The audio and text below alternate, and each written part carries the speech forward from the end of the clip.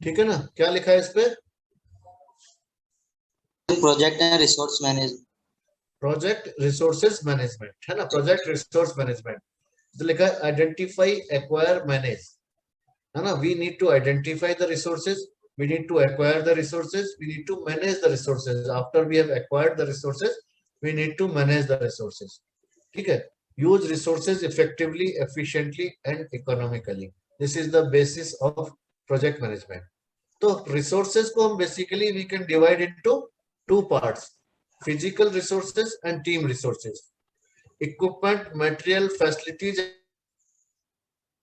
and infrastructure, they are called physical resources, and human resources, they are team resources.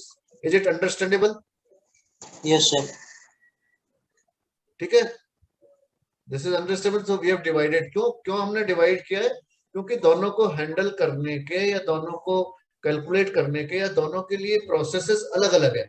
जैसे team के लिए आएगा develop team, लेकिन physical के लिए नहीं है जरूरत उसकी, है ना। लेकिन फिजिकल में आएगा कंट्रोल रिसोर्सेज, टीम में कंट्रोल के बजाय मैनेज टीम आएगा। इस तरह से बिकॉज दोनों के नेचर में, दोनों के इसमें फर्क है रिसोर्सेज में, तो दो पार्ट में हमने बांट दिया। फिजिकल रिसोर्सेज में ये आता है, देखो क्या क्या है इसमें, देखो व्हाट ऑल इज देयर। एक इंफ्रास्ट्रक्चर प्रोजेक्ट है, उसमें इक्विपमेंट, ये एक्सकेवेटर चल रहा है, मटेरियल, है ना, ये this is about equipment, this is about material, this is about facilities, maths चल रही है, ये चल रही है सर, और ये इंफ्रास्ट्रक्चर। ठीक है, तो चार पार्ट है इसके: equipment, material, facilities and infrastructure. And this is team resources. There is a saying that behind every successful project there is a great team, and projects don't fail due to machinery, projects fail due to people. Do you agree with this? Yes, sir. You know, people are complicated. Whenever people are there, it's very difficult to handle people. It's very easy to handle a machinery. It's very difficult to handle people because they have their own priorities, they have their own culture, beliefs, like that. So project resource management का मतलब क्या हुआ कि project resource management this includes the processes. आप देखेंगे सबकी definition में common language है, कोई भी नॉलेज एरिया है उसकी डेफिनेशन में कॉमन लैंग्वेज है कि project resource management includes the processes, project schedule management includes the processes, project cost management includes the processes, project risk management includes the processes. तो ये एक कॉमन लैंग्वेज है कि ये नॉलेज एरिया है, this includes the processes that identify, acquire and manage. IAM, identify, acquire and manage the resources needed for the successful completion of the project. तो ये definition understandable है अपने को।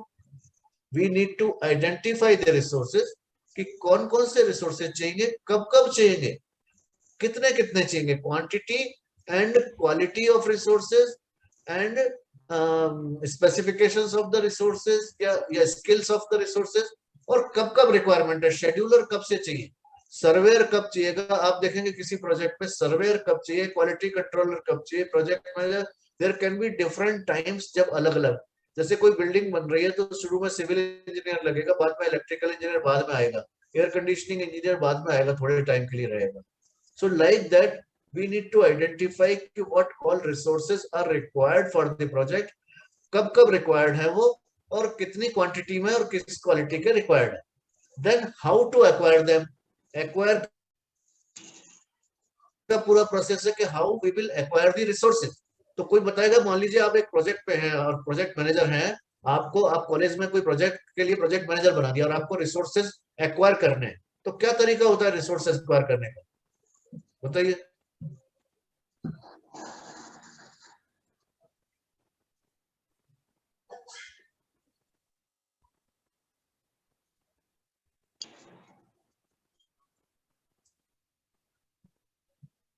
सर पहले हम लोग प्रोजेक्ट का पूरा एक चार्टर बना लेंगे सर, फिर उसमें हम देखेंगे और उसमें कंप्लीट करने के लिए मैं कौन कौन से प्रोजेक्ट। वो तो आइडेंटिफाई में हो गया, वो तो आइडेंटिफाई में हो गया।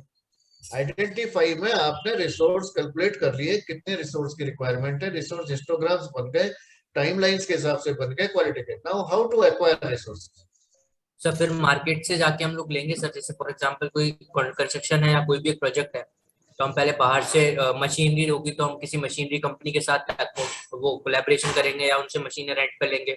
अगर हमें रिसोर्स में हमें लेबर की जरूरत है तो हम किसी कंस्ट्रक्शन कॉन्ट्रैक्टर को हायर करके लेबर को करेंगे, फिर इस तरीके से हम रिसोर्स को एक्वायर करेंगे। हाँ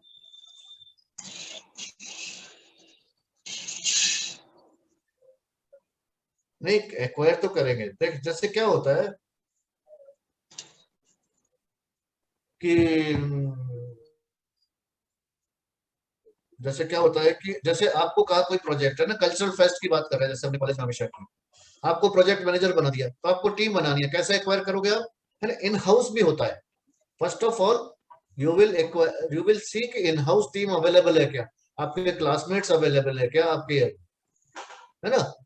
तो जो ह्यूमन रिसोर्सेज टीम होगी वो that you can identify from the your classmates from friends. Then you will see कि इक्विपमेंट मेरे को बाहर से हायर करने हैं। फिर आप देखोगे कि है ना जो है और कुछ मैन पावर हो सकता है बाहर से हायर करनी पड़े, like that there are different method. फिर और एक्वायर करने के क्या तरीके होते हैं, मैन पावर एक्वायर करने के क्या होते हैं, हम अखबार में ऐड दे सकते हैं, फेसबुक पे डाल सकते हैं, लिंक्डइन पे डाल सकते हैं रिक्वायरमेंट, है ना। तो ये सब एक्वायर में आता है। Is it clear how to acquire resources, है ना।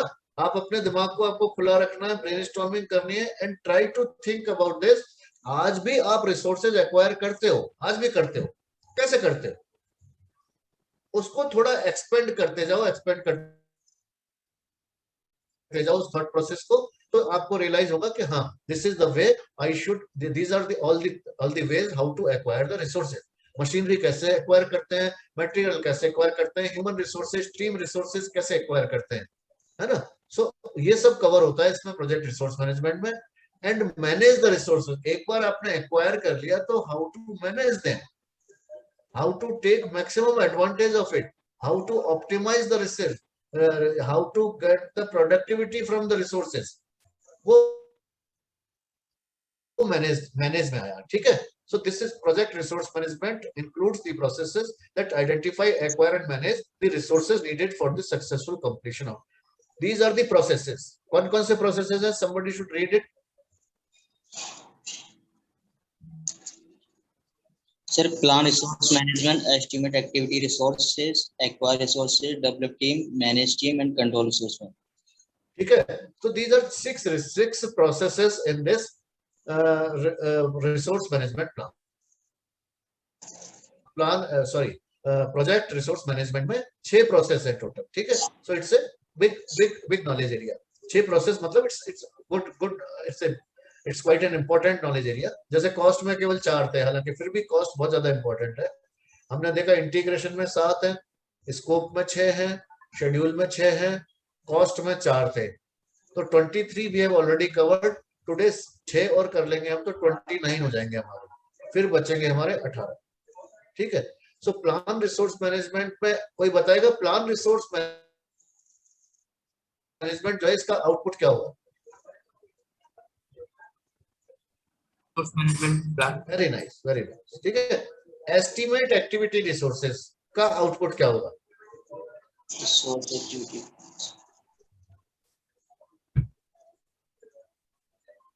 Sir activity resources, yes please. Activity resources होगा सर इसका आउटपुट, क्योंकि हम एस्टिमेट कर रहे हैं। एक्टिविटी रिसोर्स रिक्वायरमेंट जब हम एस्टिमेट करेंगे एक्टिविटी रिसोर्सेज तो हमें क्या पता चलेगा कि रिसोर्स रिक्वायरमेंट क्या है, एक्टिविटी रिसोर्स रिक्वायरमेंट्स क्या है। जो हिस्टोग्राम बन रहे थे ना, जो आपने देखा था वो वीक जो ऑप्टिमाइजेशन रिसोर्स ऑप्टिमाइजेशन किया था हमने, रिसोर्स लेवलिंग किया था, या उस टाइम जो हिस्टोग्राम बन रहा था ना, इस वीक में कितने घंटे चाहिए रिसोर्स के, इस वीक में कितने, तो अलग अलग रिसोर्सेज के अलग अलग एक्टिविटी पे कितने रिसोर्सेज चाहिए, ये पूरा अपने को इससे मिल जाएगा, ठीक है ना। मैं ये रिसोर्स इसलिए कवर कर रहा हूं क्योंकि इसके बाद प्राइमरी में हम रिसोर्सेज डालेंगे। We will go to resources. अभी तक हमने एक्टिविटी और रिसोर्सेज पे नहीं गए, लेकिन पहले ये थ्योरी कवर कर लें अपन, फिर आपको 2 दिन और मिल जाएंगे प्रैक्टिस करने के। पुराने सारे टॉपिक्स को प्राइमरी पे प्रैक्टिस कर लें अच्छी तरह, फिर मंडे को हम रिसोर्स आगे बढ़ेंगे प्राइमवेरा में, 1 घंटे तो पिछला कवर करेंगे और 1 घंटे आगे बढ़ेंगे, ठीक है। तो एस्टिमेट है ना। अब एक्वायर रिसोर्सेज का आउटपुट क्या होगा, अपने पास रिसोर्सेज मतलब मिल जाएंगे अपने को, है ना। डेवलप टीम और मैनेज टीम जो है केवल टीम रिसोर्सेज के काम आती है, ये फिजिकल रिसोर्सेज के काम नहीं आती। मैं इसमें बताना चाहूंगा कि जैसे प्लान रिसोर्स मैनेजमेंट तो सबके लिए एप्लीकेबल होगा, एस्टिमेट रिसोर्सेज भी सबके लिए एप्लीकेबल होगा, एक्वायर रिसोर्सेज भी सबके लिए एप्लीकेबल होगा। फिर डेवलप टीम और मैनेज टीम केवल टीम रिसोर्सेज के लिए एप्लीकेबल है, और कंट्रोल रिसोर्सेज केवल फिजिकल रिसोर्सेज के लिए एप्लीकेबल है। इस तरह से ये प्रोसेस एरिया है। डेवलप टीम में क्या होता है कि जैसा, बिकॉज हमने जैसे पढ़ा है कि प्रोजेक्ट आर यूनिक, हर प्रोजेक्ट यूनिक है, कोई भी 2 प्रोजेक्ट सेम नहीं है। तो प्रोजेक्ट यूनिक है तो कोई भी प्रोजेक्ट पे टीम भी यूनिक होती है, हर प्रोजेक्ट पे टीम यूनिक होती है। हर तो फर्क क्या होता है टीम और जब एक हम रिसोर्स एक्वायर करते हैं या, तो तब तक टीम बनती नहीं है वो। तो कोई बताएगा मुझे ग्रुप और टीम में क्या फर्क है? वो ग्रुप की तरह होता है। जैसे आप कॉलेज में जाते हो, नया कॉलेज में जब आपने एडमिशन लिया होगा तो आप, इट वाज ए ग्रुप, मैं मैकेनिकल इंजीनियरिंग फर्स्ट ईयर का स्टूडेंट हूँ, बट आपके अंदर वो फीलिंग दूसरे लोगों से, दूसरे दोस्तों से नहीं होगी फर्स्ट डे या फर्स्ट वीक। लेकिन धीरे धीरे अलग अलग टीम्स बन गए होंगे, कल्चरल टीम अलग, स्पोर्ट्स टीम अलग, या जिसको कह सके हम, है ना, या दोस्तों की टीम अलग। तो उसमें फर्क क्या है, ग्रुप और टीम में फर्क क्या है, कोई बताएगा?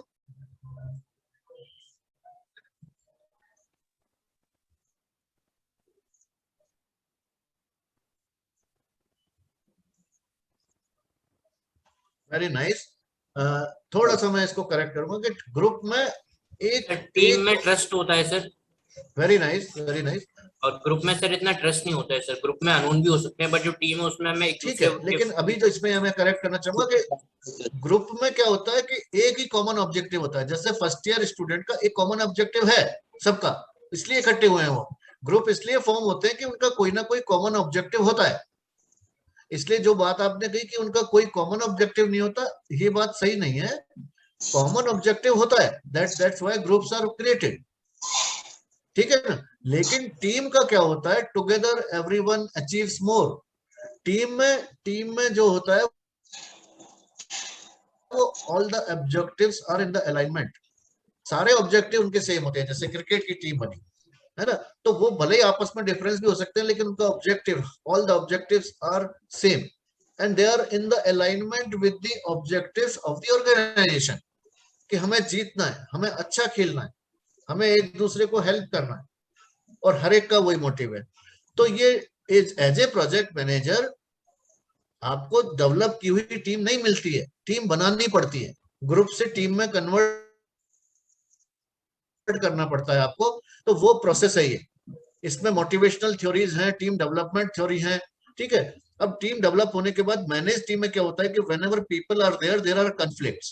कैन यू अंडरस्टैंड कि जब भी लोग होंगे, काम कर रहे होंगे, है ना, आपने टीम बना ली, but still there will be conflicts. This world is, पूरी दुनिया जो है ना, ये कॉन्फ्लिक्ट से भरी हुई है, मतलब, है ना, बात बात पे कॉन्फ्लिक्ट होते हैं यहाँ, है ना। तो टीम में भी कॉन्फ्लिक्ट होते हैं, घर में भी कॉन्फ्लिक्ट होते हैं, दोस्तों में भी कॉन्फ्लिक्ट होते हैं। कॉन्फ्लिक्ट हमेशा नेगेटिव नहीं होता है, कॉन्फ्लिक्ट पॉजिटिव भी होता है। बट मैनेज टीम में as a project manager you should know how to take advantage of conflict या how to manage the conflicts.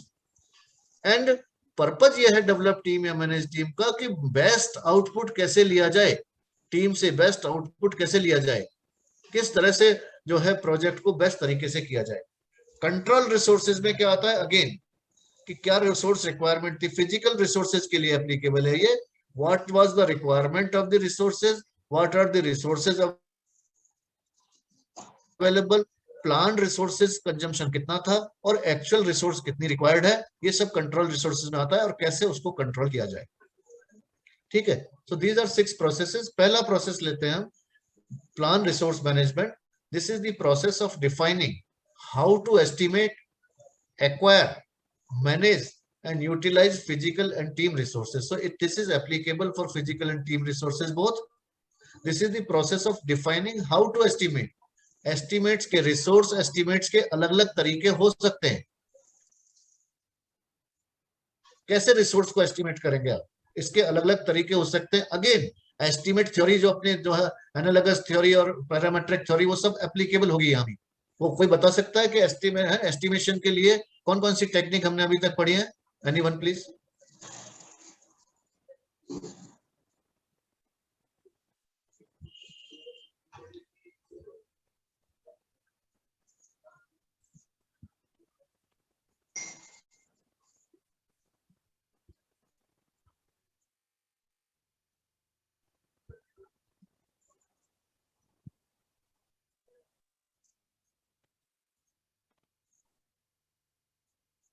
Analogous का मतलब है बेस्ड ऑन एनालॉजी, यानी हिस्टोरिकल इंफॉर्मेशन। ऑलरेडी कोई, हाँ है ना, हाँ ठीक है। एक bottom up. Yes yes, bottom up, bottom. Yes, sir.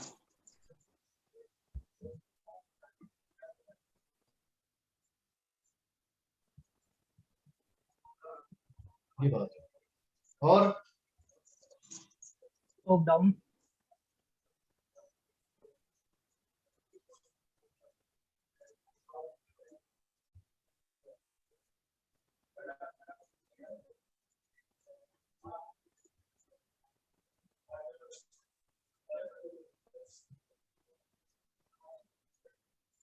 तो parametric estimate, yes, parameter based on parameters, ठीक है ना। और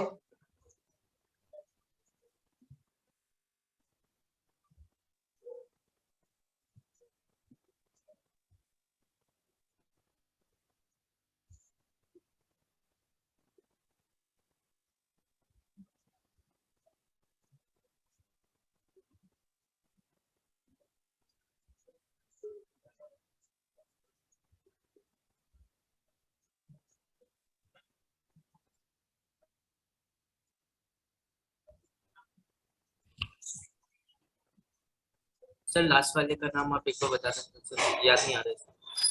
चलो कोई बात नहीं, है सर ना। तो वो देयर आर, कुछ आपको फॉर्म- 3 पॉइंट फॉर्म- एस्टिमेट याद नहीं आया, पर्ट एस्टिमेट याद नहीं आया, है ना, Yes. है ना। तो वो याद रखना, वो क्वेश्चन आएगा उस पे, P + 4M + O / 6, ठीक है ना। वो बहुत इंपॉर्टेंट है, ठीक है। चलो, तो ये इसमें लिखा हुआ होगा प्लान रिसोर्स मैनेजमेंट में कि डिफरेंट डिफरेंट रिसोर्सेज को हम कौन सी एस्टिमेट टेक्निक लगाएंगे। मान लीजिए तो कोई काम ऐसा है जो हमें पहले, है ना, हमारा एस्टिमेट लगाना मान लो मुश्किल है। जैसे आप किसको मकान बना रहे हैं, उसका एस्टिमेट लगा रहे हैं, तो किसी आइटम का तो आप बहुत अच्छी तरह एस्टिमेट लगा सकते हो, बॉटम अप एस्टिमेटिंग कर सकते हो। मान लो bottom up, bottom up estimating किसको कहते हैं? जहां पर एक एक एक्टिविटी में क्या क्या रिसोर्स आना है वो आपको लास्ट लेवल तक आप कैलकुलेट कर सको, लास्ट लेवल तक कैलकुलेट कर सको, है ना। जहां पर मतलब कितना लोहा लगेगा और पर केजी इतने डाया के लोहे का पर मीटर कितना वेट होता है, तो कितना वेट लोहे का लगेगा वहां से, है ना, कैलकुलेट किया। फिर उसको लेबर कितनी लगेगी उसमें, और कटिंग लेंथ क्या होगी, क्या वहां से, मतलब bottom up estimating is very serious estimating, very accurate estimating, very much highly time consuming activity, लेकिन मोस्ट एक्यूरेट, ठीक है। तो आप कहेंगे कुछ कुछ चीजें ऐसी है जिनकी बॉटम अप एस्टिमेटिंग करेंगे हम, कुछ का टॉप डाउन ले लेते हैं। टॉप डाउन मतलब एनालॉगस वही है ना, कि क्योंकि ज्यादा, है ना, कुछ को पैरामेट्रिक ले लेते हैं और कुछ को 3 पॉइंट ले लेंगे। इट इज पॉसिबल, पूरे एक ही प्रोजेक्ट पे हो सकता है चारों टेक्निक लगा रहे हो आप, ठीक है ना। नाउ हाउ टू एक्वायर लिखा हुआ होगा प्लान रिसोर्स मैनेजमेंट में कि भाई ये रिसोर्स कैसे एक्वायर करेंगे। ये तो इन हाउस ले लेंगे अपन, ये आउटसोर्स करेंगे, ये ये परमानेंट जॉब पे होगा, ये इतना कॉन्ट्रैक्ट बेस पे ले लेंगे, ये चीज परचेज करेंगे और ये चीज किराए पे ले लेंगे। ये सब एक्वायर में आएगा। And then manage and utilise physical and team resources, ये सब इसमें लिखा हुआ है। तो रिसोर्स मैनेजमेंट प्लान के ये कंपोनेंट्स हैं, ठीक है। आइडेंटिफिकेशन ऑफ रिसोर्सेज, आइडेंटिफिकेशन से क्या मतलब हुआ, बोलिए भाई। अभी अभी हम बात कर चुके हैं, 2-3 बार बात कर चुके हैं identification of resource. Yes sir.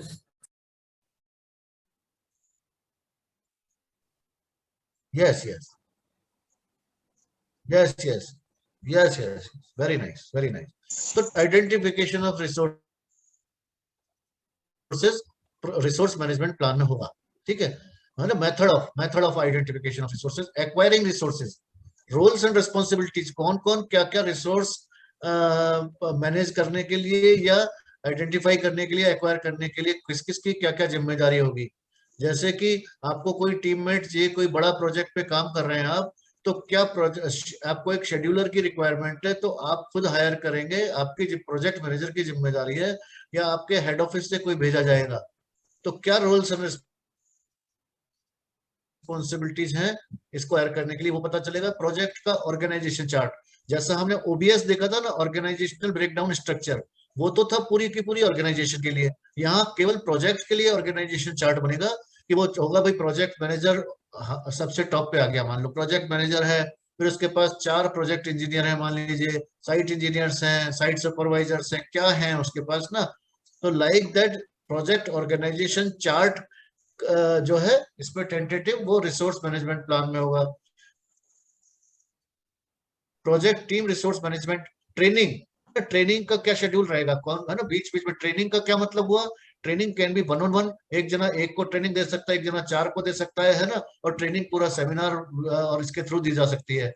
तो इसमें लिखा होगा भाई कि जैसे क्वालिटी ट्रेनिंग देनी है, हर हर हर जो भी नया एम्प्लॉय आएगा उसको हमको 3 दिन की ट्रेनिंग देनी है, क्वालिटी ट्रेनिंग देनी है, सेफ्टी ट्रेनिंग देनी है, या शेड्यूलिंग की ट्रेनिंग देनी है, किस किस तरह की ट्रेनिंग हमको देनी है उसको, ये ट्रेनिंग का लिखा होगा। टीम डेवलपमेंट, टीम डेवलपमेंट की अलग अलग थ्योरीज है, मैस्लोज थ्योरी है, हाइजेनबर्ग थ्योरी है, मोटिवेशनल थ्योरीज है, वो सब। तो टीम डेवलपमेंट के लिए आप क्या थ्योरी यूज करेंगे, और टीम डेवलपमेंट में क्या होता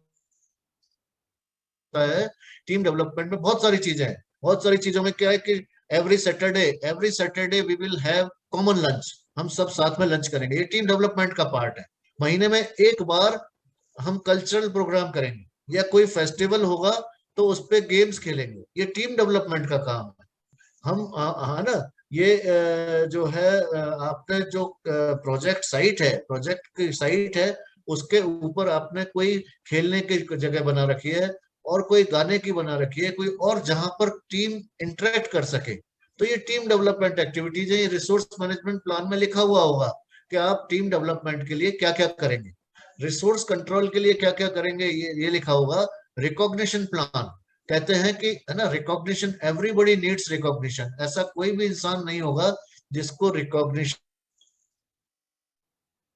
की जरूरत नहीं होती। A child cries for recognition, old man dies for recognition, and you should try for recognition. So recognition is needed by all. हर इंसान चाहता है कि मुझे मेरे मेरे जो परफॉर्मेंस है उसको एक्नॉलेज किया जाए, उसके बदले रिवार्ड दिया जाए मुझे, या स्टेज पे बुलाया जाए, कहीं नाम लिखा जाए मेरा, है ना, कि हाँ मैंने परफॉर्म किया। ये सबके मन में होता है। तो रिकॉग्निशन प्लान क्या होगा कि हर महीने हम बेस्ट एम्प्लॉय छांटेंगे, या हर वीक छांटेंगे, क्या मार्किंग देंगे, कैसे देंगे, ये सब रिसोर्स मैनेजमेंट प्लान का पार्ट होगा। Is it understandable?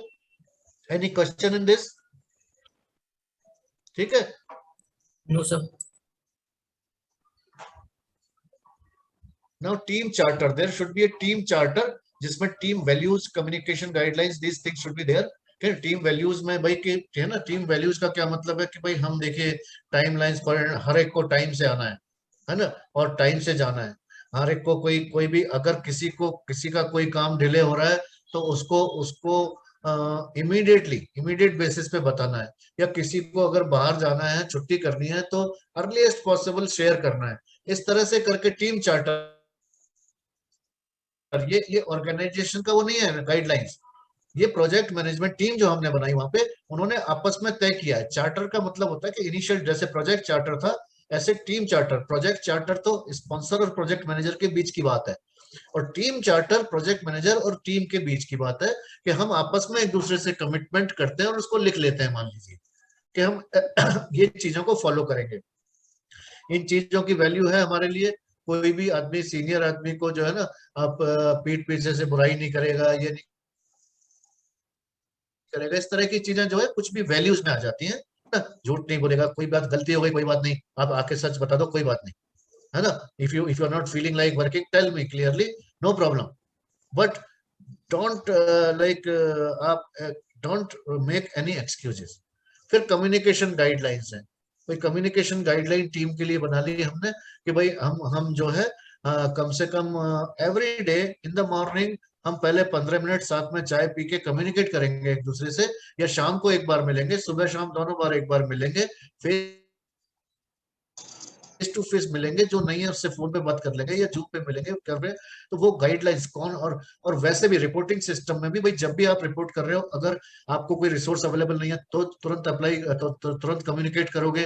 वो communication guideline between the team, ये है ना, ये अगर आपने कभी नोटिस किया हो कि होता है ना, टीम जब बनती है तो हम आपस में इशारे समझने लगते हैं, तो वो कम्युनिकेशन गाइडलाइन है कि भाई मैं ऐसा करूं तो तू समझ जाना ऐसा है ना। और हर ऑर्गेनाइजेशन में ऐसा होता है। अभी मैं एक आर्टिकल पढ़ रहा था कि इसमें अभी शायद व्हाट्सएप पे काफी चल रहा था ये, कि प्लेन में क्या होता है, प्लेन में डिफरेंट तरह के सिग्नल्स वो देते रहते हैं, जो है अपने आपस में, क्रू आपस में कम्युनिकेट करता रहता है कि इस तरह की साउंड आएगी तो मतलब खतरा है, इस तरह की साउंड आएगी तो मतलब जो है टाइम डिले लग रहा है, ये नहीं लग रहा है, तो सब पूरी टीम को कम्युनिकेट हो जाता है। तो कम्युनिकेशन गाइडलाइंस टीम चार्टर में आएंगे। डिसीजन मेकिंग क्राइटेरिया क्या होगा एंड प्रोसेस क्या होगा, कि मान लीजिए कोई भी डिसीजन करना है हमें। कंफ्लिक्ट रिजोल्यूशन प्रोसेस क्या होगा, there are different processes for conflict resolution. Meeting guidelines हैं, टीम एग्रीमेंट्स हैं, ठीक है, all this will be part of team charter. तो अब आपको मैं क्वेश्चन पूछ सकता हूं कि kindly write 2 main components of team charter. अब इसमें 1 2 3 4 5 6 दे रखे हैं, तो 6 दे रखे हैं तो आपको 2 या 3 तो याद हो कम से कम, इतना सा एक्सपेक्टेशन है ना, it will be like this. और कोई जरूरी नहीं कि एज इट इज आपने लैंग्वेज लिखी है, वर्ड लिखा है, but concept should be clear कि प्रोजेक्ट मैनेजमेंट में there should be a team charter in which जो टीम है वो कैसे आपस में कम्युनिकेट करेगी, आपस में वैल्यू शेयर करेगी, डिसीजन लेगी, वो सब लिखा हुआ होता है। Second process is estimate activity resources. This is the process of estimating team resources and the type of quantities of material, equipment and supplies necessary to perform the project work. So this will be applicable to both team resources and physical resources. It will be applicable to both. Estimate activity resources इतना ही दिया है अभी इसमें। Acquire resources, the process of obtaining team members, facilities, equipments, है ना, ये हो गया।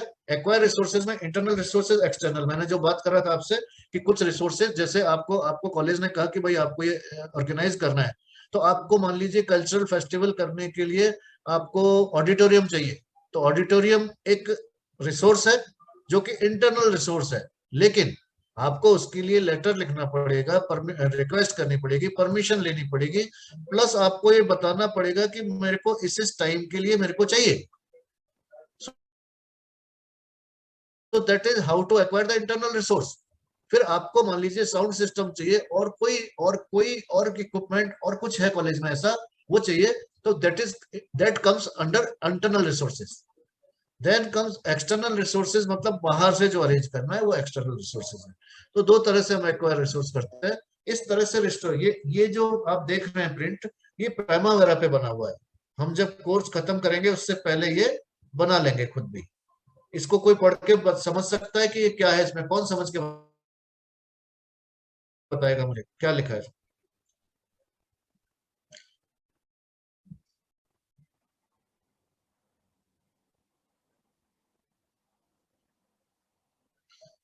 ये कौन से रिसोर्सेज की बात हो रही है? ये किस आइटम की बात है? नहीं, आइटम क्या है, कौन सी यूनिट्स किसकी? पढ़ के बताओ ना, देखो पढ़ो, कहीं ना कहीं लिखा है, कहीं ना कहीं ये लिखा है कि ये रिसोर्स हिस्टोग्राम ये किसके लिए, किसके लिए? सर ये गणेश हाउसिंग अहमदाबाद, गणेश हाउसिंग अहमदाबाद तो क्लाइंट हुआ, रिसोर्सेज है हमारे। हाँ सर, मंथ ब्रिक्स वगैरह, ब्रिक्स मंथ क्वार्टर, ये हमारा रिसोर्स है। नहीं, रिसोर्स है, आइटम है, मटेरियल ब्रिक्स है, ब्रिक्स लिखा है ना इसमें, ईंटें हैं। मटेरियल। तो ये रिसोर्स हिस्टोग्राम क्या बताता है आपको कि इस प्रोजेक्ट पर ब्रिक्स की रिक्वायरमेंट कैसे कैसे आएगी। ठीक है, नंबर 1। अब बताओ कि ये जो रिसोर्सेज है ये क्या इंडिकेट कर रहा है, कितने। मैं कहूं अगर जुलाई है ना, ये जुलाई 2013 में कितनी ब्रिक्स चाहिएगी जुलाई के महीने में?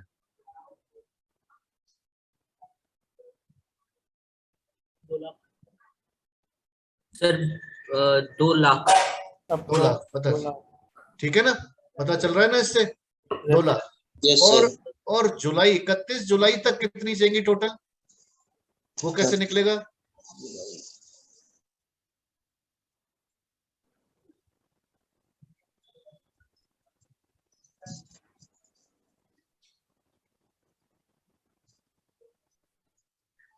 इस फिगर को समझना बहुत जरूरी है, वेरी वेरी इंपॉर्टेंट। अच्छा, टोटल प्रोजेक्ट पे कितनी ब्रिक्स लग रही है बता सकते हो आप? देख के कैसे बताओगे, कैसे पता चलेगा? सर सर मई से जहां से ब्रिक्स स्टार्ट हुई है वहां से लेके अगस्त एंड तक टोटल ब्रिक्स को ऐड करना है। ऐड करने की जरूरत पड़ेगी। ये लाइन क्या है, ये लाइन क्या है? ये है क्युमुलेटिव रिक्वायरमेंट। क्युमुलेटिव का क्या मतलब होता है, यानी यहां पर देखोगे ना, ये सीधी क्यों हो गई है, क्योंकि अब कोई रिक्वायरमेंट यहां पर है। तो ये जो पॉइंट है ना, ये बताता है आपको कि टोटल प्रोजेक्ट पे कितनी रिक्वायरमेंट है। तो अंदाज से कितनी, अंदाज से बता दो कितनी होगी है? 5 लाख।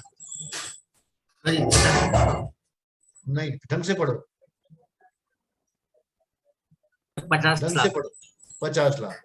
तो 50, ये जो इसको कहते हैं S curve. This S curve will be used for all the different materials for cost for, है ना। अभी ये हमने यूनिट्स लिए ब्रिक्स की, इसकी जगह कॉस्ट भी हो सकती थी कि कॉस्ट ऑफ द ब्रिक क्या होगी, है ना। अभी हमने यूनिट्स लिए, तो यानी ये फिगर से पता चल रहा है टोटल प्रोजेक्ट पे 50 लाख ब्रिक्स चाहिए। और कैसे कैसे चाहिए ये पर मंथ पता चल रहा है। ये प्राइमावेरा से निकाला हुआ प्रिंट है। Is it clear? और ये हमने किसी प्रोजेक्ट के लिए शेड्यूलिंग किया था। अगर आप यहां तक सीख सकते हैं और अगर आप मार्केट में निकल जाते हैं कि मैं शेड्यूलिंग कर सकता हूं आपके प्रोजेक्ट की, तो आपको बहुत सारा काम मिल सकता है, बहुत सारा काम मिल सकता है। ठीक है ना। और ये हम प्रैक्टिकली खुद के हाथ से अपन करके देखेंगे।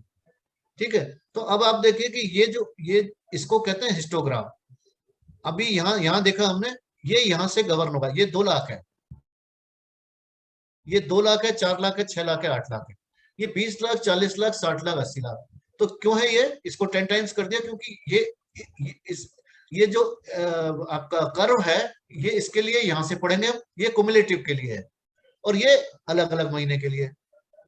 जब हम एक महीने का देखेंगे मई, तो हम कहेंगे ये करीब 5 लाख है, ये करीब 15 लाख है, ये 20 लाख है, 25 लाख है, 32-33 लाख है, 40 लाख है ना, ये पढ़ेंगे। जब हम कहेंगे सितंबर तक अगर हमें ये निकालना है, चलिए कि दिसंबर 2013 तक कितनी ब्रिक्स लगी, तो कैसे निकालेंगे?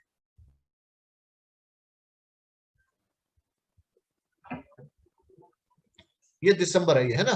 तो हम यहां जाएंगे, ये इसको, कैन यू सी इट, ये एरो मेरा कहां पर है? Yes sir.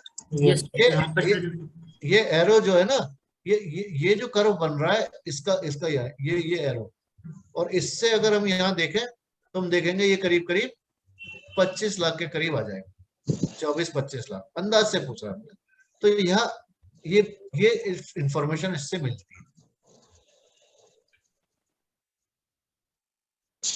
Is it clear? ये फिगर क्लियर है सबको? Yes sir. ठीक है, आगे चलते हैं। तो दिस वाज एक्वायर रिसोर्सेज। तो मैं ये कहना चाह रहा हूं कि आपने इस तरह के हिस्टोग्राम बना लिए सारे, ब्रिक्स के लिए, सीमेंट के लिए, स्टील के लिए, लोहे के लिए, सबके लिए।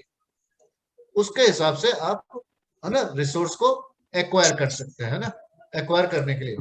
Now we come to develop team. Develop team में क्या है, improve competencies of team member, है ना, improve competencies, team member interaction and team environment. ये थोड़ा सा इसमें मिस्टेक है।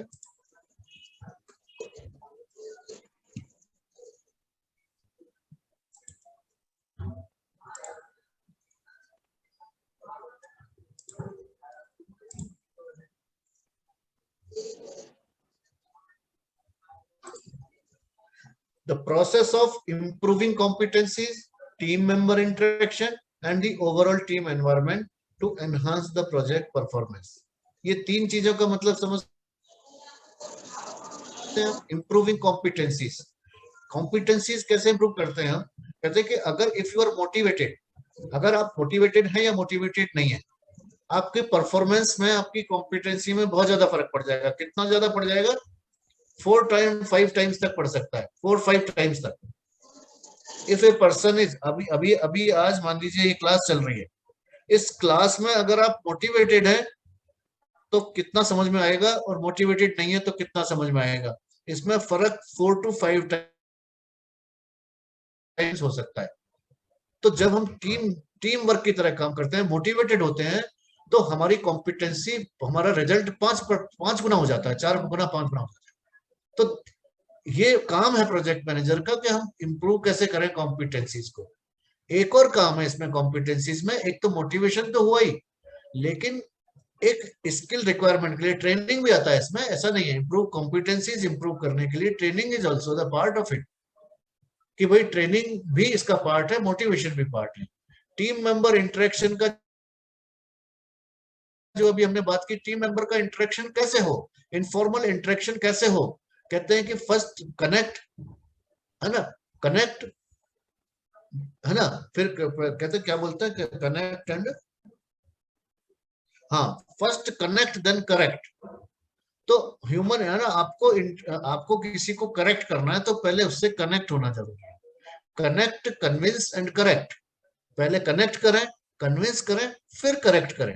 हम कई बार कोशिश करते हैं कि सीधे करेक्ट कर दें, भाई तुम ये बात गलत कर रहे हो। First let us connect, convince and correct.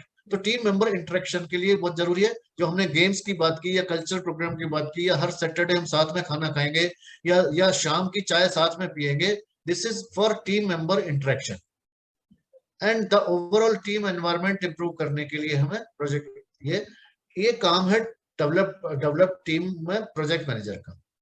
ठीक है, हाउ टू डेवलप टीम को डेवलप कैसे करते हैं? Project managers require skills to identify, build, maintain, motivate, lead and inspire project teams to achieve high performance and to meet project objectives. ठीक है ना? तो ऐसा नहीं है कि किसी भी टीम से, ये डिपेंड करता है प्रोजेक्ट मैनेजर पे, लीडर पे, और आप में से हर इंसान कहीं ना कहीं लीडर है और कहीं ना कहीं प्रोजेक्ट मैनेजर है। आज भी है, कल भी रहेगा, जिंदगी भर रहेगा। कहीं ना कहीं आप, है ना, चाहे भले ही आप अपने छोटे भाई को लीड कर सकते हो, छोटी बहन को लीड कर सकते हो, या है ना करेक्ट कर सकते हो, आप कहीं ना कहीं, या अपने 2 साल जूनियर को करेक्ट कर सकते हो, but you are a leader for someone and you are a project manager for some project. तो इसलिए ये मत सोचिए कि यार ये तो बड़े लोगों का, या बड़े प्रोजेक्ट मैनेजर्स का, या लीडर का उसका काम है। Everybody needs to learn this skill. आपको हो सकता है थोड़ी कम कॉम्पिटेंसी चाहिए, किसी को हो सकता है ज्यादा चाहिए, but we can not get rid of it. हमारे चारों तरफ हमें जो है रिक्वायरमेंट है, लीडर्स की रिक्वायरमेंट है, प्रोजेक्ट मैनेजर्स की रिक्वायरमेंट है। तो आपको ये स्किल डेवलप करने चाहिए। You should have a skill to identify, build, maintain, motivate,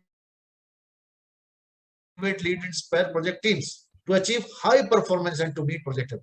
तो इसके लिए क्या क्या करेंगे आप? ये स्टेप्स है। Create an environment of team work, motivate the team continuously, ठीक है।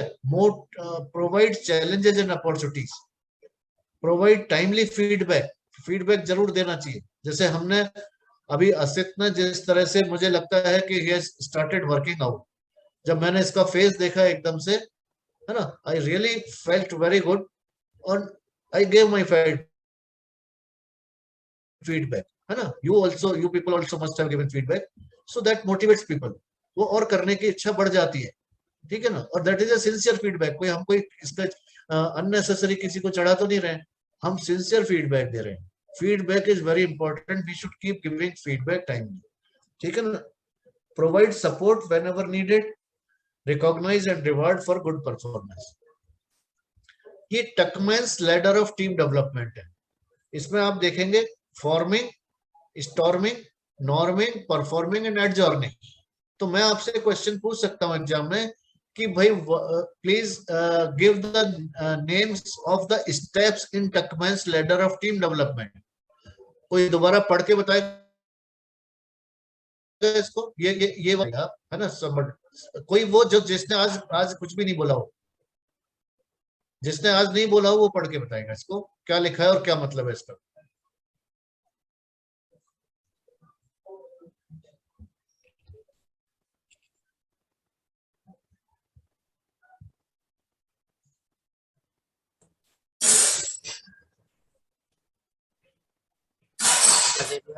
प्लीज क्या पढ़ सकते हैं सर इसमें के बारे में लिखा है about learning each other, storming के चैलेंजिंग ईच अदर, नॉर्मिंग के बारे में working with each other, performing working as one, adjourning work completed. फिर सर इसके बारे में दे रखा है इसमें team acquaint and establish. Forming में sir team acquaint and establish ground rule, formalities are preserved and member are treated as stranger. Storming में sir member start to communicate their feeling but still view themselves as individual rather than part of the team. They resist control by group leader and show hostility. और sir ये norming में people feel part of the team and realize that they can achieve work if they accept other viewpoint. और sir performing में लिखा है the team work in an open and trusting atmosphere where flexibility is the key and hierarchy is the little importance. और sir adjourning में लिखा है the team conduct an assessment of the year and implement a plan for transitioning role and recognising members.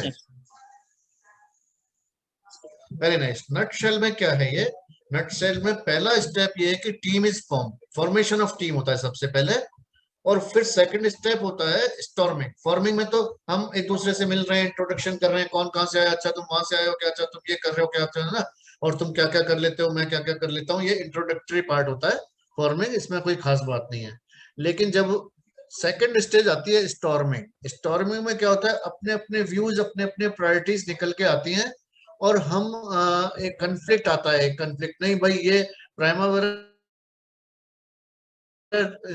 Software use करने की कोई जरूरत नहीं है, एमएस प्रोजेक्ट यूज करो, सॉफ्टवेयर यूज करने की जरूरत नहीं है यार, हाथ से अपन मैनुअल कर लेंगे। कोई कहेगा नहीं नहीं सॉफ्टवेयर के बिना काम नहीं हो सकता, कोई कहेगा ये बुक पढ़ने की कोई जरूरत नहीं है, कोई कहेगा ये बुक पढ़नी चाहिए, है ना, कोई कहेगा ये तो बुक और इसको लेके हुई। दूसरी बात कोई हो सकता है कि मैथ्स में चावल बनना चाहिए, रोटी बननी चाहिए, इस पे भी लड़ाई हो सकती है, इस पे भी स्टॉर्मिंग हो सकती है। प्रायोरिटीज, अपनी अपनी प्रायोरिटीज निकल के आती हैं, पहले कौन सा काम कर रहे हैं, पहले कौन सा नहीं कर रहे हैं, कौन सा तरीका, इसमें लेके स्टॉर्मिंग होती है, लड़ाई होती है, ये डिफरेंस ऑफ ओपिनियन होती है ना, डिफरेंस ऑफ ओपिनियंस आगे आती है। फिर नॉर्मलाइज होता है। नॉर्मलाइज में ये होता है कि भाई अब समझ में आने लगता है टीम को कि देखो काम तो हमें साथ साथ करना ही है, हमारा गोल एक ही है, हमारा हमारे सारे जो ऑब्जेक्टिव्स हैं वो सेम है, इसलिए लड़ने से या डिफरेंस रखने से कोई फायदा नहीं है। And let us gate collected, और हमें नॉर्मलाइज कर लेना चाहिए चीज, जब वो नॉर्मलाइज होता था उसके बाद असली परफॉर्मेंस निकल के आती है। देखो साथ में किस तरह से काम कर रहे हैं, साथ में इस तरह से काम होता है, और काम होता है तो प्रोजेक्ट कंप्लीट होता है, टीम इज द विनर, हम जीतते हैं और सेलिब्रेट करते हैं। एडजॉर्निंग का मतलब क्या हुआ कि प्रोजेक्ट खत्म तो फिर हम अपनी अपनी जगह चले जाते हैं, एडजॉर्न हो जाते हैं। सो टीम इज गेट और जॉब, तो नाम से ही पता चलता है forming, storming, norming, performing and adjourning, ठीक है ना, ये सीक्वेंस है इसकी। This is clear? कोई क्वेश्चन है किसी का इसमें? इसके बाद है Maslow's theory of hierarchy of needs. Maslow एक साइकोलॉजिस्ट हुआ था, उसने ये थ्योरी ऑफ हायरार्की दी है कि भाई इस तरह से जो है ना, अगर लोअर नीड्स फुलफिल नहीं हुई है किसी की तो अपर नीड्स पे वो उसको मोटिवेट नहीं किया जा सकता। तो सबसे पहले किसी की भी जैसे फिजियोलॉजिकल नीड्स, ये नीचे से लोअर, ये लोअर नीड है, ये अपर नीड है, ये लोअर नीड फिर अपर जा रहे हैं हम यहाँ पे। तो है ना, ये 5 पार्ट में बांटा है इसने, physiological needs, safety and security needs, love and belongingness needs, self esteem needs and self actualisation needs. तो सबसे पहले फिजियोलॉजिकल नीड होती है ये कि पानी, रोटी कपड़ा और मकान कह सकते हैं हम इसको, है ना, एयर फूड वाटर शेल्टर है।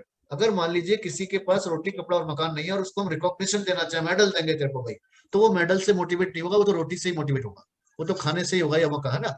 तो first the lowest level of need is physiological need.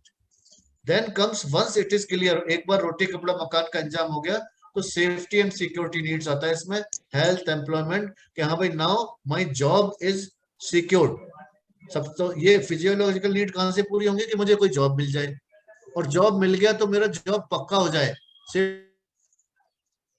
Safety and security needs. फिर अब एक बार जॉब पक्का हो गया, then you start feeling now I should get married, I should have friends, I should have family, I should have connections with people. तो ये तीसरी stage आ जाती है। चौथी स्टेज पे इसके बाद इंसान को लगता है आई शुड बी रिकॉग्नाइज, मुझे कोई अवार्ड मिलना चाहिए, मुझे कोई अचीवमेंट, मुझे कोई माला पहनाए, मुझे कोई साफा पहनाए, मुझे कोई स्टेज पे बुलाए, मेरा कहीं नाम छपे। ये सेल्फ एस्टीम नीड्स होती है। फिर इसके बाद लास्ट में होता है सेल्फ एक्चुअलाइजेशन, जिसमें इंसान ये फील करता है कि व्हाट इज लाइफ, मेरा पर्पज ऑफ लाइफ क्या है ना, मुझे वाकई क्या चाहिए। तो बहुत से लोगों को आप देखेंगे लाइफ के स्टेज में, जैसे बिल गेट्स ने अपनी सारी संपत्ति, ऑलमोस्ट सारा वेल्थ जो है वो डोनेशन में दे दिया, है ना, वो उसमें चला गया, मतलब समाज सेवा में चला गया। उसको महसूस हुआ कि यार सबसे ज्यादा मुझे खुशी। तो सेल्फ एक्चुअलाइजेशन का मतलब है कि जो सबसे ज्यादा आपको खुशी देती है कोई चीज, वो काम करना, रुपए पैसे के लिए या सेल्फ एस्टीम के लिए या रिकॉग्निशन के लिए या किसी भी और चीज के लिए काम नहीं करना है। हो सकता है आपका कोई शौक छूट रहा था कि आपको म्यूजिक सीखना था, हो सकता है 60, 65, 70 साल की उम्र में कोई म्यूजिक सीखने लगे कि यार बस नहीं, मुझे तो म्यूजिक सीखना है, मुझे तो इसमें कोई पेंटिंग सीखने लगे, कोई हो सकता है किसी अनाथालय में जाके काम करने लगे, या कोई और कुछ भी करने लगे। तो ये हायरार्की नीड्स है, लेकिन ये जरूरी नहीं है कि इसी तरह से मेंटेन हो, बहुत सारे एक्सेप्शंस मिलते हैं आपको, है ना। जैसे महात्मा गांधी है, तो वो उन्होंने सेफ्टी सिक्योरिटी कभी नहीं देखा, ये सेल्फ एक्चुअलाइजेशन पे चले गए, सीधे सीधे फिजियोलॉजिकल नीड से सेल्फ एक्चुअल। मदर टेरेसा की बात करें अगर हम, तो बहुत से एक्सेप्शंस हैं जिन्होंने जो इस हायरार्की से बिलोंग नहीं करते, पर हम आम इंसान की बात करें तो इस तरह से ये थ्योरी पढ़ने से क्या होगा, ये थ्योरी पढ़ने से ये होगा कि आपको ये आइडेंटिफाई करना है कि जिससे आप डील कर रहे हैं उसकी नीड्स क्या है, वो किस लेवल पे है अभी, क्या सेल्फ एक्चुअलाइजेशन इसकी नीड है या सेल्फ एस्टीम नीड है या कौन सी नीड है। उस नीड पे आप पूरा करेंगे तभी वो मोटिवेट होगा। ये समझने की जरूरत है इसमें मैस्लोस थ्योरी से। इसके बाद आ जाता है McGregor's theory, X and Y theory. X theory कहती है कि माइक्रो मैनेज करना चाहिए एम्प्लॉइज को, कि बोले लोग काम नहीं करते हैं जब तक कि उनके पीछे ना पड़ा जाए। इसको स्टिक थ्योरी भी कहते हैं कि अगर आप किसी को स्टिक मारोगे तो वो आगे भागेगा। और थ्योरी वाई को कैरेट थ्योरी भी कहते हैं कि अगर किसी के आगे गाजर लटकाओगे, यानी मोटिवेट करोगे, कोई रिवार्ड उसको देना चाहोगे, तो वो काम करने के लिए भागेगा। तो थ्योरी एक्स ये मानती है कि लोग काम नहीं करते हैं जब तक कि उनको पीछे ना पड़ा जाए, माइक्रो मैनेज करना चाहिए उनको, और उनको बिल्कुल भी छूट नहीं देनी चाहिए, फ्रीडम नहीं देनी चाहिए। थ्योरी वाई वाले कहते हैं कि भाई लोग तो काम करने के लिए बने, आपको तो इंफ्रास्ट्रक्चर देना है, उनको मोटिवेट करना है, वो काम करेंगे, दे विल ऑटोमेटिकली डू। आपको बहुत पीछे पड़ने की जरूरत नहीं है, उनको छूट दो, उनको फ्रीडम दो, उनको इंडिपेंडेंस दो, दे विल वर्क। तो ये आपको यू हैव टू आइडेंटिफाई कि कौन पर्सन, कौन मैनेजर किस थ्योरी से बिलोंग करता है और कौन पर्सन किस थ्योरी से, and as a project manager you should act accordingly. इसके बाद Herzberg's motivation and hygiene theory होती है। इसका मतलब क्या है कि कुछ मोटिवेशन फैक्टर होते हैं और कुछ हाइजीन फैक्टर होते हैं। मोटिवेशन फैक्टर का क्या मतलब है और हाइजीन फैक्टर का क्या मतलब है। हाइजीन फैक्टर का मतलब है कि अगर वो हाइजीन फैक्टर आपने पूरे नहीं किए तो डिमोटिवेशन होगा, लेकिन अगर वो पूरे हुए तो मोटिवेट होगा जरूरी नहीं है। जैसे कि अगर गर्मी का टाइम है और एसी नहीं चल रहा है तो ये हाइजीन फैक्टर हुआ। एसी नहीं चल रहा है तो आप काम करने के लिए मोटिवेट नहीं होंगे, डिमोटिवेट हो जाएंगे। लेकिन एसी चल गया तो मोटिवेट हो जाएंगे, ऐसा जरूरी नहीं। This is called hygiene factor. अगर आपको सैलरी टाइम पे नहीं मिली तो you will be demotivated, but salary time पे मिल गई और मोटिवेट हो जाओगे, ये जरूरी नहीं। So this is hygiene theory. तो यू है ना, as a project manager hygiene factors को हमें, improving hygiene factor decreases job dissatisfaction. अगर अगर कोई आदमी छोड़ के जाता है, कोई एडमिनिस्ट्रेशन को छोड़ता है, तो वो हाइजीन पॉइंट से छोड़ता है, किसी भी वजह से, कोई भी वजह हो, चाहे सैलरी लेट हो रही है, एसी काम नहीं करता है ना, लीव नहीं मिलती है, जो भी है। और मोटिवेशन फैक्टर्स हैं जो मोटिवेट करते हैं, है ना, जैसे है ना, कोई अचीवमेंट, रिकॉग्निशन है, आपने रिकॉग्नाइज किया किसी को तो वो मोटिवेट होगा, रिकॉग्नाइज नहीं किया वो डिमोटिवेट होगा, ऐसा नहीं है, बट रिकॉग्नाइज किया तो मोटिवेट होगा। अचीवमेंट कोई उसका है ना, रिवार्ड एंड रिकॉग्निशन किया, प्रमोशन किया तो वो मोटिवेट होगा, प्रमोशन नहीं किया तो वो डिमोटिवेट होगा, ऐसा नहीं है, जरूरी नहीं है ऐसा। तो ये मोटिवेशन एंड हाइजीन थ्योरी है, ये भी उसी का जो है डिटेल है। ठीक है, तो 3 थ्योरीज हमने मोटिवेशन की थी, कि मैस्लो और मैकग्रेगर्स एंड हर्जरबर्ग। ठीक है, अब इस पे ऑब्जेक्टिव टाइप क्वेश्चन हो सकते हैं। आई डोंट एक्सपेक्ट कि आपको हर चीज याद हो, but there can be some objective type questions on this. Now 5 basis of power. Power क्या है? रेफरेंट पावर हो सकती है, लेजिटिमेट पावर हो सकती है, एक्सपर्ट पावर हो सकती है, थर्ड पावर हो सकती है। ये अलग अलग टाइम पे अलग अलग पावर को हमें यूज करना चाहिए। Best power is expert power और reward power. The worst power is coercive power. क्या मतलब हुआ? रेफरेंट पावर का क्या मतलब है? सबसे पहले समझे कि if you have a good personality, या आपको कुछ और चीजें आती हैं, जैसे if you are a marathon runner, if you are a musician, या आप किसी अच्छे नेता को जानते हैं, या आप मैनेजिंग डायरेक्टर के कोई रिश्तेदार लगते हैं, that is all referent power. ठीक है ना। लेजिटिमेट पावर का क्या मतलब होता है? कि बाई पोस्ट, सरकार में नॉर्मली लेजिटिमेट पावर होती है कि I am project manager, I am senior project manager, I am general manager, तो उनकी कुछ पावर्स हैं, उसको लेजिटिमेट पावर कहते हैं। आपने किसी को कहा भाई मैं क्लास का मॉनिटर हूँ, निकाल दूंगा या शिकायत कर दूंगा, वो लेजिटिमेट पावर है। और कोर्सिव पावर यूज कर रहे हो, आपसे पनिशमेंट देने की पावर है, उसको यूज कर रहे हो, तो लेजिटिमेट पावर वो है जो लीगल पावर है आपकी। एक्सपर्ट पावर को कहते हैं कि नॉलेज इज पावर। अगर आपके पास अच्छी नॉलेज है, if you are a skilled person, तो आप ऑलरेडी पावरफुल हो जाएंगे। इवन योर सीनियर विल आपको डोमिनेट नहीं करेगा आपका सीनियर, अगर आप एक्सपर्ट है तो। So this is called expert power. तो आप अपनी एक्सपर्ट पावर को यूज करके आप टीम को मैनेज कर सकते हैं। As a project manager, if you are an expert in the subject, you will certainly be able to manage your team. Coercive power का मतलब पनिशमेंट, और रिवॉर्ड का मतलब आप उनको रिवॉर्ड। अब रिवॉर्ड और कोर्सिव में समझने की जरूरत यह है कि रिवॉर्ड जरूरी नहीं है कि आप उसको कैश रिवॉर्ड देंगे या प्रमोशन देंगे। रिवॉर्ड पावर में ये भी आ जाता है, अगर आप कोई इंसान बहुत अच्छी तरह बात करता है, सॉफ्ट स्पोकन है, वो भी रिवॉर्ड है। कोर्सिव पावर में कोई गाली देके बात करता है, वो भी पनिशमेंट है, ये ध्यान रखिए। कोर्सिव का जरूरी नहीं है कि आपको कोई पनिशमेंट दिया कि है ना, कि सैलरी काट दिया है, किया। अगर किसी ने खराब भी बोला तो वो पनिशमेंट है, कोर्सिव पावर। ठीक है, so this is about powers. These are forms of powers. Most effective, least effective. Most effective है reward power and expert power, least effective is punishment, coercive power. और ये बीच में legitimate, formal authority, referent. So this of powers, ये project as a project manager हमें मालूम होनी चाहिए। Then we come to manage team. Manage team में आ जाता है track the performance. Her employ की परफॉर्मेंस ट्रैक करें हम, फीडबैक प्रोवाइड करें, इश्यूज को रिजॉल्व करें, and manage team changes. Team में अगर कोई चेंजेस है तो how to manage it. The process of tracking team member performance, providing feedback, resolving issues, and managing team changes to optimize the project performance. The objective of this is to create high performance team. We want to create a high performance team.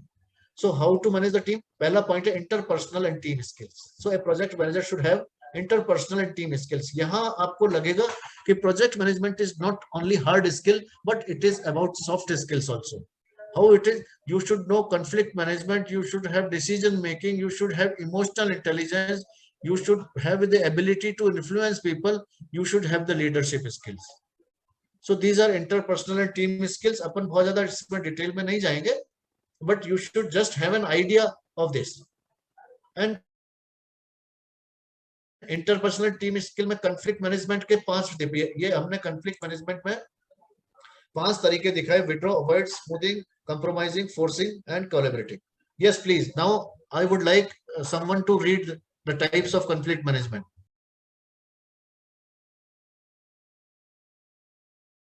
/avoid, smoothing, accommodated, compromise, reconcile, forcing, directing, collaborating, problem solve /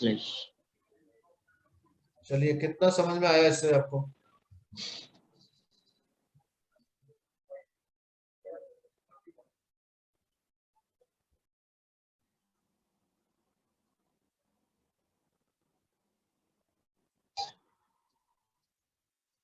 हाँ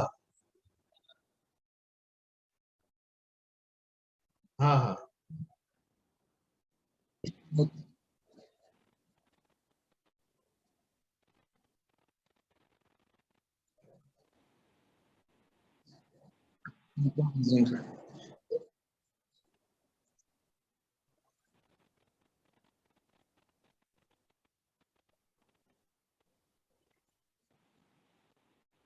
हाँ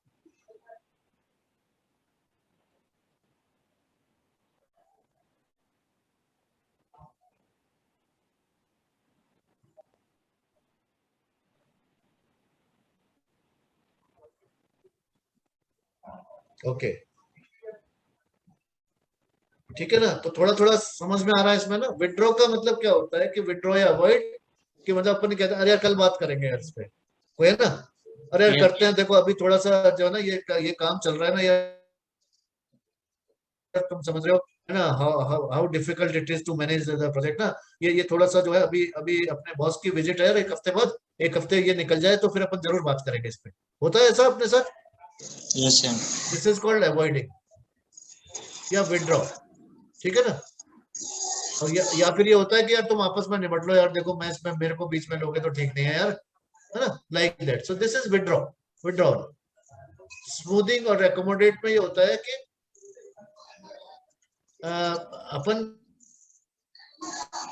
common जो accommodate करते हैं थोड़ा थोड़ा जो है, तो जो तुमने बताया सही कि हाँ, how to smooth the conflict, यानी कॉमन जो ऑब्जेक्टिव्स हैं उस पे लाइक अरे यार देखो प्रोजेक्ट करना है अपने को, इतना छोटी छोटी बातों पे लड़ेंगे तो कैसे काम चलेगा, लाइक दैट. कंप्रोमाइज में होता है कि ये compromise is a lose lose this thing, ठीक है. कंप्रोमाइज इज लूज लूज का मतलब क्या हुआ कि यार थोड़ा सा तुम कंप्रोमाइज कर लो, थोड़ा अच्छा एक काम करो यार, तुम ये वाली बात मान जाओ, इसको ये वाली बात बना देता हूं मैं नॉर्मली. अच्छा, कंप्रोमाइज कब काम आता है? जब जब जब कोई शॉर्ट टर्म कंफ्लिक्ट हो और बहुत ज्यादा मतलब बार बार किसी से वास्ता नहीं पड़ता हो. जैसे रोड पे अपने हल्का सा कोई एक्सीडेंट हो गया, हल्का सा, तो कंप्रोमाइज करा देना, ठीक है, आपने सुना. लेकिन कंप्रोमाइज प्रोजेक्ट मैनेजमेंट के हिसाब से कोई अच्छा कंफ्लिक्ट मैनेजमेंट स्किल नहीं माना जाता है, बेस्ट नहीं है, मतलब ये बेस्ट नहीं है. फोर्सिंग क्या है? फोर्सिंग क्या है?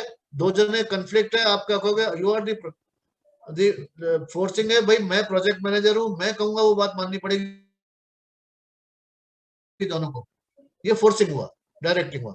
और कोलैबोरेटिंग या प्रॉब्लम सॉल्विंग ये है कि रूट कॉज पे जाना. The best conflict resolution is collaborating problem solving, root cause analysis पे जाना. अच्छा बताओ, इसके लिए ये हालांकि टाइम कंज्यूमिंग है लेकिन ये बेस्ट है. लेकिन आप देखेंगे ये पांचों कभी ना कभी कहीं ना कहीं अलग अलग सिचुएशन में सुटेबल हो सकते हैं. तो हमें ये 5 ये जो मैनेज टीम में सबसे ज्यादा इंपॉर्टेंट है कंफ्लिक्ट मैनेजमेंट, ठीक है ना. तो आपको इसमें से क्वेश्चन हो सकता है, ठीक है. ये डिटेल में बताया है कि देखो असर्टिवनेस एंड कोऑपरेटिवनेस, इसमें कंप्रोमाइज बीच की स्थिति है, कोलैबोरेट फोर्स तो करिए, collaborative this is the best. मतलब देखो इसमें असर्टिवनेस भी हाई है और कोऑपरेटिवनेस भी हाई है, कोलैबोरेटिव में. अवॉइड में असर्टिवनेस भी कम है और कोऑपरेटिवनेस भी कम है. Like that it is explain how to manage, किस किस सिचुएशन में कौन कौन से है, इसमें डिटेल दे रखी है, आप पढ़ लेना, मैं शेयर करूंगा आपसे. मैं इसमें डिटेल में नहीं जा रहा हूँ, लेट अस गो अहेड। ठीक है, decision making, I am not going into this detail also. ये डिसीजन मेकिंग वैसे हल्का सा बता देता हूँ, what is decision making. You should be able to, है ना, as a project manager you should be able to make good decision. अच्छे डिसीजंस कैसे लिए जाते हैं, इसमें ये है सबसे पहले, ये पूरा प्रोसीजर दिया गया कि focus on the goals to be achieve, follow a decision making process, study the environmental दिया है। लेकिन अच्छा, लेकिन इसका जो एक शॉर्टकट मैं आपको बताऊंगा कि डिसीजन मेकिंग में क्या होता है, जितने भी ऑप्शंस हैं उनको लिख लेना चाहिए।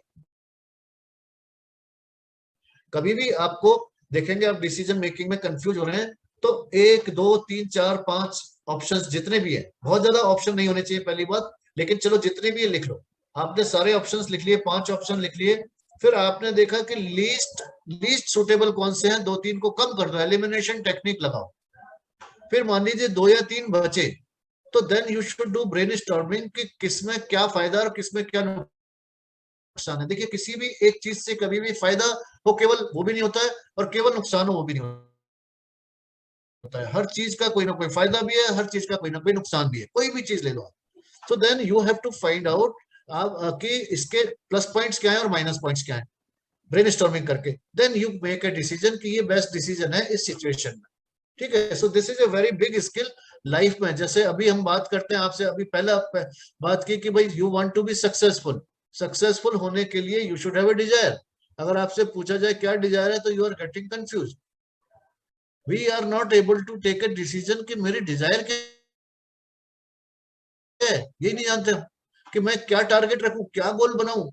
Have a decision, make a decision, सारे ऑप्शंस को लिख लो, फिर एलिमिनेट करना शुरू करो कि यार नहीं ये नहीं, ये नहीं, ये लीस्ट रिक्वायर्ड है।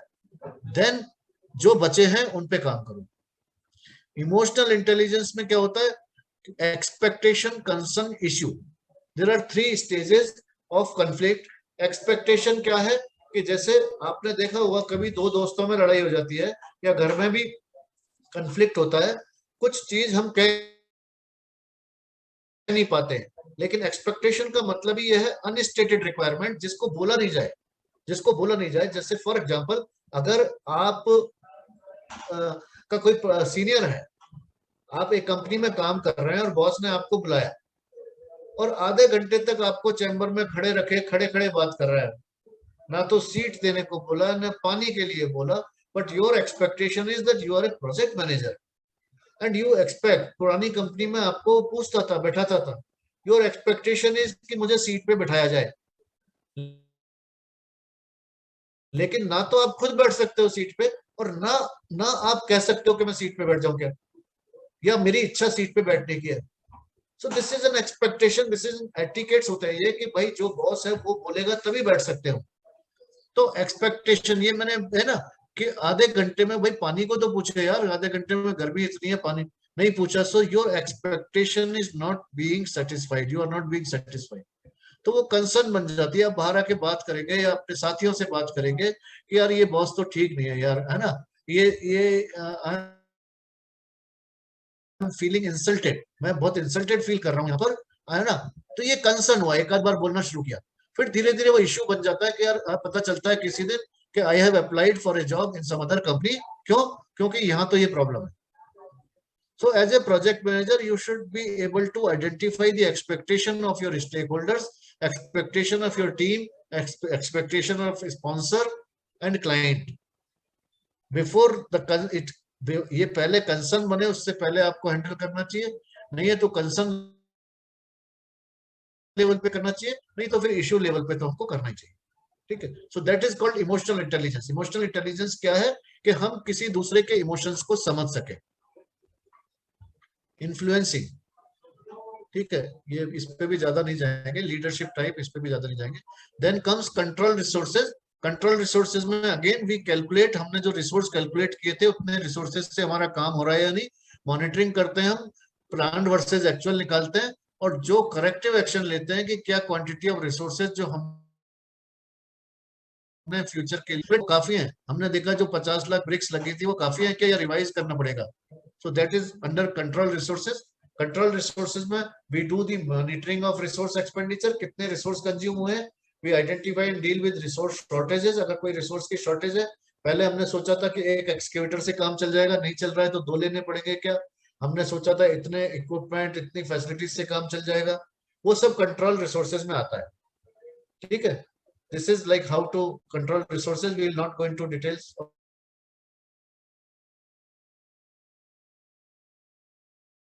This is about project communication management.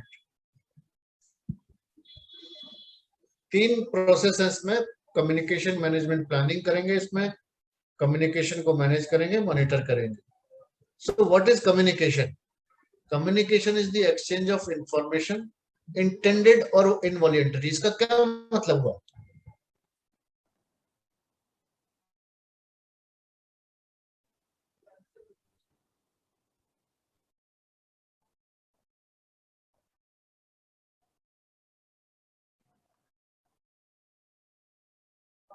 Very nice, very nice, very intelligence reply, very nice, बहुत बढ़िया, है ना।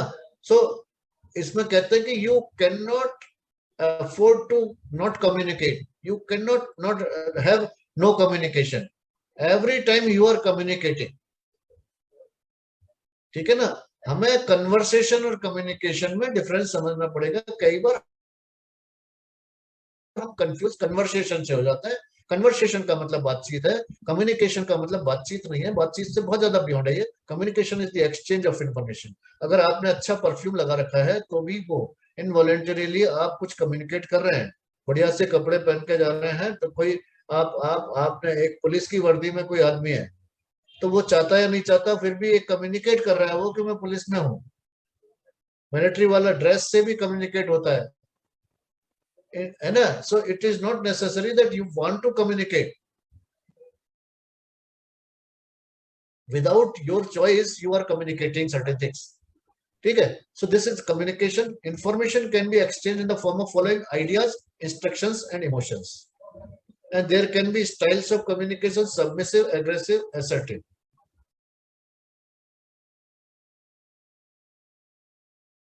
अपन फास्ट चलेंगे, है ना, और या फिर आधा ही करेंगे, आधा फिर बाद में करेंगे, है ना, आधा ही। अच्छा, सबमिसिव, एग्रेसिव एंड असर्टिव, कोई बता सकता है क्या मतलब हुआ इसका स्टाइल ऑफ कम्युनिकेशन में?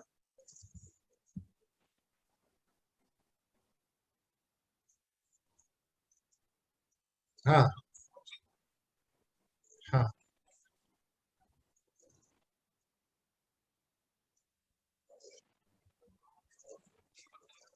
हाँ हाँ हाँ हाँ,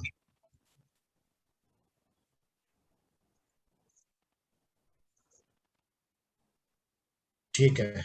अब मैं आपको एक थोड़ा सा शेयर करना चाहूंगा कि ये जो असर्टिव है ना, ये बहुत बड़ी क्वालिटी है लोगों को, ये बहुत बड़ा स्किल है। अगर आपने ये एक्वायर कर लिया तो आपके सक्सेस के चांसेस बहुत ज्यादा बढ़ जाएंगे। असर्टिव बाई नेचर हम या तो सबमिसिव होते हैं या अग्रेसिव होते हैं। सबमिसिव का मतलब है कि खुद का नुकसान कर लेना लेकिन दूसरे को मना। यार कई लोग होते हैं ना, मैं मना नहीं कर पाता यार। अरे भाई तेरा एग्जाम था फिर भी तूने जो है उस काम के लिए मना नहीं किया, चला गया। बोले यार मैं मना नहीं कर पाता। एग्रेसिव का क्या मतलब है ना। अब जैसे एक सबमिसिव का और एग्जांपल दूं मैं कि नॉर्मली कोई दो लोग दोस्त खाना खाने जा रहे हैं, है ना। क्या लेगा तुम, क्या ऑर्डर करना चाहिए? तो सबमिसिव आदमी नॉर्मली कुछ भी ऑर्डर, वो मान यार तेरे को जो ठीक है लग रही मैं चला लूंगा काम। सो दिस इज सबमिसिव नेचर, है ना। और एग्रेसिव नेचर में ये हुआ कि दूसरे को भले ही बुरा लगे, नुकसान हो, मुझे मेरी प्रायोरिटी जो है उसको रखना है। कि जो दो दोस्त खाना खाने जाते हैं, एक एक वेजिटेरियन है और पसंद नहीं करता कि कोई नॉनवेज खाए उसके सामने, फिर भी वो दूसरा बंदा कहता है मैं तो नॉनवेज खाऊंगा यार, तू देख ले भाई, मैं तो ड्रिंक करूंगा यार, तू देख ले तेरा। वो एग्रेसिव नेचर है ना, ठीक है। और असर्टिव नेचर है कि भाई खुद का भी नुकसान नहीं करना, दूसरे का भी नहीं करना। असर्टिव नेचर जो है, जैसे बॉस ने कहा, जैसे एक और एग्जांपल दूं, सबमिसिव नेचर में जैसे आपको ओवर टाइम करने को कहा बॉस ने कि यार आज थोड़ा देर तक 2 घंटे बैठ के काम कर लेना यार, ये जरूरी है ना। और आपको घर पे कुछ भी जरूरी काम था, गेस्ट है, फिर भी आपने मना नहीं किया और काम करने बैठ गए, तो ये सबमिसिव नेचर हुआ। जबकि है ना, एग्रेसिव में क्या हुआ कि बस देखो 10 बजे से बैठा हूँ, 7 बजे तक काम कर लिया और अब तो मैं कहा ना, अब तो मैं तो नहीं कर सकता, मेरे मेरे से नहीं हो सकता, मैं थका हुआ है ना। ठीक है। और असर्टिव नेचर क्या हुआ, असर्टिव में कहा आपने कि सर अगर ये जरूरी नहीं है तो मुझे अभी मेरे गेस्ट हैं, मैं बिल्कुल इसको करना चाहता हूँ, तो या तो मैं सुबह कल जल्दी आके कर दूं इसको, ठीक है ना, आप अगर दिक्कत नहीं है तो, और या फिर आप किसी और को दे दो इस बार, तो अगले बार मेरे को बता देना काम। वो असर्टिव नेचर हुआ। So these are styles of communication. ठीक है, असर्टिव नेचर की हमें प्रैक्टिस करने की जरूरत है। तो प्रोजेक्ट कम्युनिकेशन मैनेजमेंट क्या कहता है कि project communication management includes the processes, फिर से वो लैंग्वेज आ गई, necessary to ensure that information needs of the project and its stake holders are met through development of artifacts. Artifacts क्या है, ये टर्म जो है ना, आर्टिफैक्ट्स क्या है, ये आगे मैंने डेफिनेशन लिए, and implementation of activities design to achieve effective information exchange. क्या मतलब, पहले तो हम समझे आर्टिफैक्ट क्या है। Any object made by human beings specially with a view to subsequent use. Artifact का मेन यूज होता है जो हैंडीक्राफ्ट्स होते हैं उसके लिए यूज होता है, लेकिन यहाँ पर अगर आपने कोई लेटर बनाया तो वो कम्युनिकेशन आर्टिफैक्ट है। आपने ईमेल क्रिएट की, कोई कोई डॉक्यूमेंट क्रिएट किया, आपने कोई व्हाट्सएप मैसेज बनाया, दीज आर आर्टिफैक्ट्स। इसको बार बार रेफर करने की जरूरत पड़ती है। कोई ड्राइंग बनाई है ना, so that is artifact. So this includes processes necessary to ensure the information needs of the project and its stakeholders are met through development of artifacts. जैसे मीटिंग हुई तो मिनट्स ऑफ मीटिंग जो बने हैं artefacts हैं, notice for inviting meeting के लिए वो आर्टिफैक्ट है, ये सब है ना। एंड इम्प्लीमेंटेशन ऑफ एक्टिविटीज, या there are two major parts in communication management, developing a strategy for effective communication and implementing the strategy. पहले तो स्ट्रेटेजी बनानी है हमें इफेक्टिव कम्युनिकेशन के लिए, कि ताकि इंफॉर्मेशन नीड्स नहीं भी है, जो जो भी इंफॉर्मेशन जिसके पास होनी चाहिए टाइम पे मिलती रहे उसको सफिशिएंट, और उसको फिर इंप्लीमेंट करना। तो ये तीन प्रोसेसेस है इसमें, plan communication management, manage communication, monitor communication. Plan communication management में this is the process of developing an appropriate approach and plan for project communication activities based on the information needs of each stakeholder group. और group क्या मतलब हुआ इसका, एक individual stake holder हो सकता है और यह ग्रुप हो सकता है। ग्रुप का क्या मतलब हुआ, जैसे कोई कंसल्टेंट्स की टीम है, वो ग्रुप है, ग्रुप ऑफ स्टेक होल्डर्स है, या कोई क्लाइंट्स की टीम है, क्लाइंट में और इंडिविजुअल स्टेक होल्डर हो सकता है, प्रोजेक्ट मैनेजर है या कोई कॉन्ट्रैक्टर है या कोई स्पॉन्सर है। Available organisational assets and the needs of the project. Manage communication में एग्जीक्यूटिंग प्रोसेस ग्रुप में आएगा ये। इसको actually how to manage the communication, this is process of ensuring timely and appropriate collection, creation, distribution, storage, retrieval, management, monitoring and the ultimate disposition of project information. Project information क्या है, project information, अगर कोई meeting होनी है तो project information है, क्या काम स्कोप बेसलाइन प्रोजेक्ट की इंफॉर्मेशन है कि भाई ये स्कोप कंप्लीट हो गया क्या, कोई चेंज अगर अप्रूव होकर आया है तो वो प्रोजेक्ट की इंफॉर्मेशन है, कोई कोई रिस्क अगर आगे आ सकती है, कोई रिस्क किसी ने आइडेंटिफाई किया है तो वो प्रोजेक्ट की इंफॉर्मेशन है। तो वो टाइम से उसका कलेक्शन, क्रिएशन, डिस्ट्रीब्यूशन, स्टोरेज और रिट्रीवल हो सके। मॉनिटर कम्युनिकेशन में हम ये देखते हैं कि जो हमने कम्युनिकेशन प्लान में सोचा था कि हम कम्युनिकेशन को इस तरह से करेंगे, ये कम्युनिकेशन टेक्नोलॉजी यूज करेंगे, ये कम्युनिकेशन के मेथड्स करेंगे, वो हम कर रहे हैं या नहीं। जैसे वीकली मीटिंग का प्लान किया था, वीकली मीटिंग हो रही है या नहीं, daily report, weekly report, monthly report का प्लान किया था, वो सब हो रहा है या नहीं, उसी फॉर्मेट में हो रहा है या नहीं, उसी एक्यूरेसी से हो रहा है या नहीं, ये मॉनिटर कम्युनिकेशन में देखते हैं हम। ठीक है, ये डायमेंशंस ऑफ कम्युनिकेशन है, written, spoken, formal, informal, external, internal, official, unofficial, verbal, non verbal, upward, downward, horizontal. इसमें कोई बताएगा अपवर्ड, डाउनवर्ड, हॉरिजॉन्टल क्या मतलब है?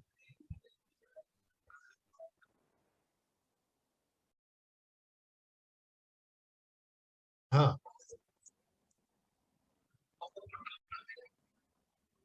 हाँ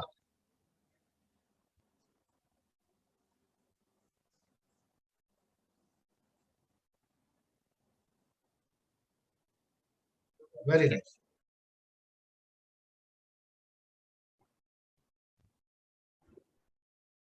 okay, very nice, very nice. चलो बहुत बढ़िया. सो ये सब अंडरस्टैंडेबल है. रिटन स्पोकन फॉर्मल है ना, इस पे मैं ज्यादा टाइम नहीं दूंगा. ये सब इसमें एग्जांपल्स दिए. रिटन स्पोकन में लेटर्स, मेमोज, ईमेल्स और written meeting conversation are spoken. Formal informal में procurement orders will be formal, team building activity will be informal. Like that ये सब एक्सप्लेन किया है इसमें. You will go through it. Dimensions of communication, verbal non verbal बताया है इसमें. इसमें से देखिए एक क्वेश्चन हो सकता है कि नॉन वर्बल कम्युनिकेशन कितने परसेंट होता है. अगर कम्युनिकेशन है उसमें से कितने परसेंट वर्बल होगा, कितने परसेंट नॉन वर्बल होगा, कोई बता सकता है?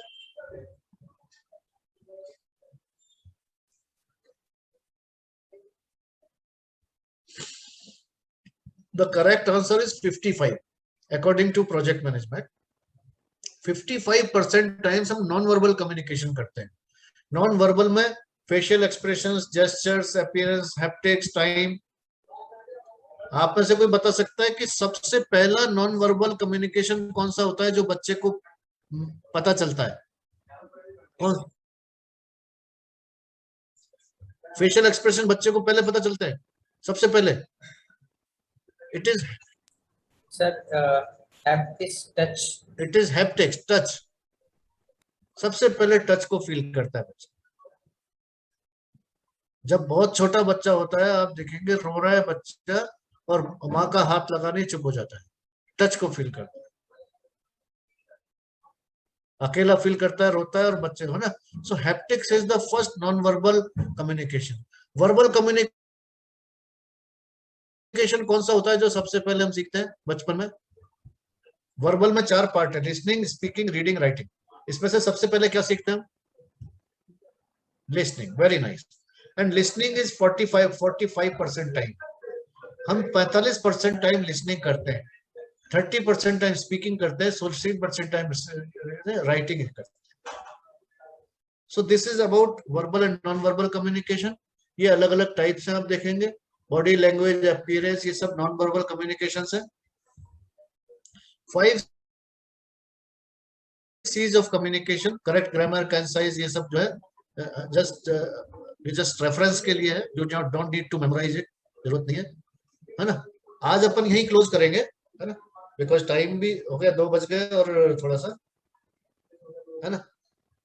Is it okay?